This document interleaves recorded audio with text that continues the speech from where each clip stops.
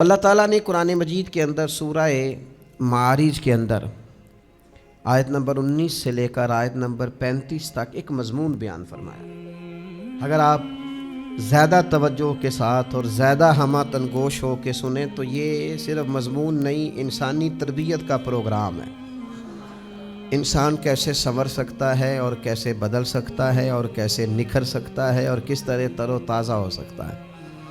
اللہ تعالیٰ نے ارشاد فرمایا کہ ان الانسان خلق ہلوعا، فرمایا بے شک انسان لالچی پیدا کیا گیا ہے، فطرتاً حریص ہے، لالچی ہے۔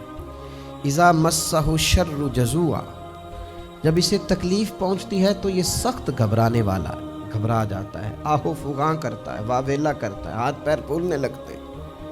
وَإِذَا مَسَّهُ الْخَيْرُ مَنُوعًا، اور جب اسے دولت ملے تو بخیل ہو جاتا ہے، کنجوس ہو جاتا ہے۔ تو یا اللہ پھر اس سے نکلنے کا طریقہ کیا ہے؟ یہ ہلوعا بھی ہے، جزوعا بھی ہے، منوعا بھی ہے۔ پیدا کیا گیا ہے حریص، لالچی، مصیبت پہنچے تو جزا فضا کرتا ہے، آہو فغاں کرتا ہے، جلدی گھبرا جاتا ہے۔ اور جب اسے دولت ملے وَإِذَا مَسَّهُ الْخَيْرُ مَنُوعًا، اور جب اسے دولت ملے تو حد درجے بخیل ہو جاتا ہے۔ تو یا اللہ بچنا کیسے ہے؟ تو فرمایا کچھ لوگ بچ جاتے ہیں نا، کون؟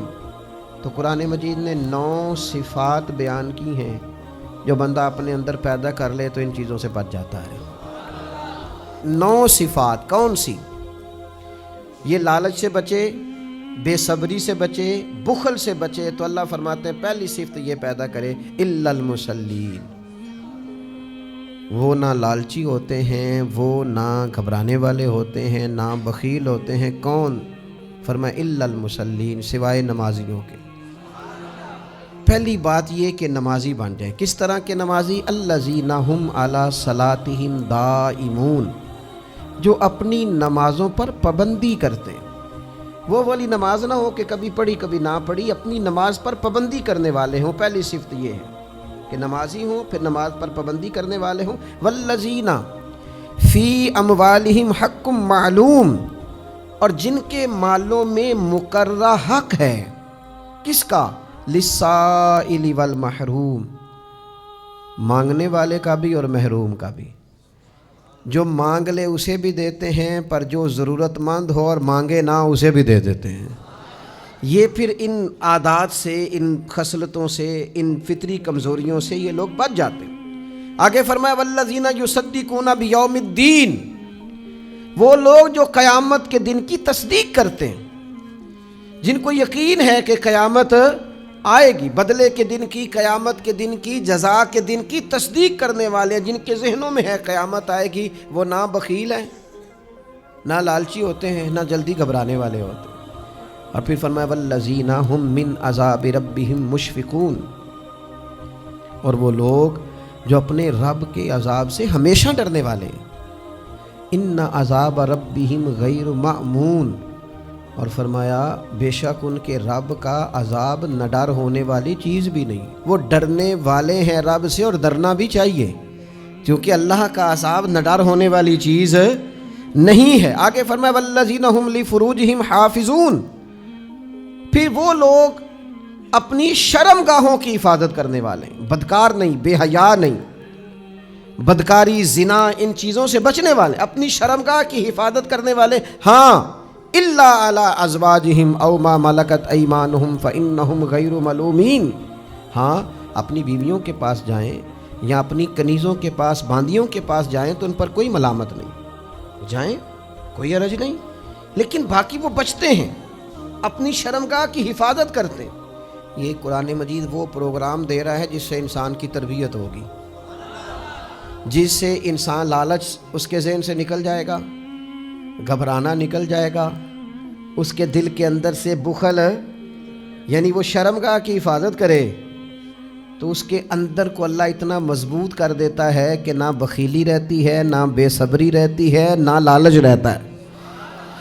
اپنی شرمگاہ کی حفاظت کرے سوائے اپنی بیویوں کے اور اپنی باندیوں کے۔ فرمایا فمن ابتغى وراء ذلك فاولئک هم العادون، البتہ جو خواہش کرے اس کے علاوہ، جو اس کے علاوہ اور طریقے اختیار کرے، معاذ اللہ زنا کرے، لواطت کرے، بدکاری کرے، فاولئک ھم العادون، فرمایا یہ لوگ حد سے گزرنے والے ہیں، یہ حد سے گزرنے والے ہیں۔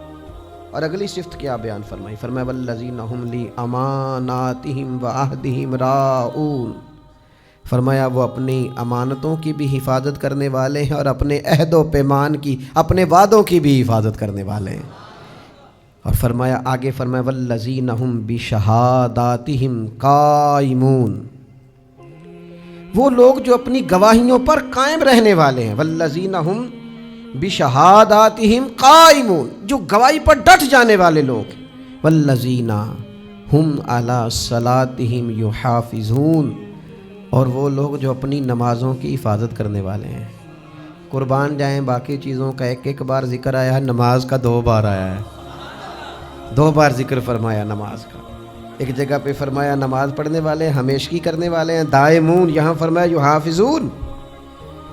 علماء اور صوفیاء فرماتے ہیں 2 دفعہ ذکر کرنے سے مراد یہ کہ نماز چیز ہی بڑی اہمیت والی ہے، نماز کو خالی نماز نہ سمجھنا، یہ تمہارے اندر سے لالچ نکالتی ہے، یہ تمہارے اندر سے بزدلی نکالتی ہے، یہ تمہارے اندر سے کنجوسی نکالتی ہے۔ تو یہ 9 صفتیں جو پیدا کرے گا یا اللہ اسے کیا ملے گا؟ تو رب فرماتا ہے اولئک فی جنات مکرمون، یہ لوگ ہیں جو جنت میں بھی عزت والے ہوں گے۔ اللہ کرے آپ کو قرآن کا مزہ آئے۔ فرمایا جنت بھی ملے گی اور عزت بھی ملے گی، جنت میں جائیں گے اور مکرم ہیں یہ لوگ، عزت والے ہیں، جنت میں جائیں گے یہ لوگ، مکرم ہوں گے جنتوں میں، جنت بھی ہوگی اور عزت بھی ہوگی۔ بہت ساری تفسیریں پڑھنے کے بعد مجھے ایسے لگتا ہے کہ یہ مکرم ہیں، یہ مکرم لوگ ہیں، نماز پڑھتے ہیں، یہ لوگ اللہ کی راہ میں خرچ کرتے ہیں، یہ اللہ سے ڈرتے ہیں، یہ اپنی شرمگاہ کی حفاظت کرتے ہیں، یہ امانتوں اور وعدوں کی پابندی کرتے ہیں، یہ اللہ کے لیے گواہیوں پر ڈٹ جاتے ہیں، یہ نماز پابندی سے پڑھتے ہیں، یہ جنت میں مکرم ہوں گے۔ مجھے ایسے لگتا ہے کہ میرا رب نہ ان سے مشکل حساب نہیں لے گا، کیونکہ جب حساب ڈاٹا ہوئے نا تو بندہ تھوڑا جا پریشان ہوتا ہے۔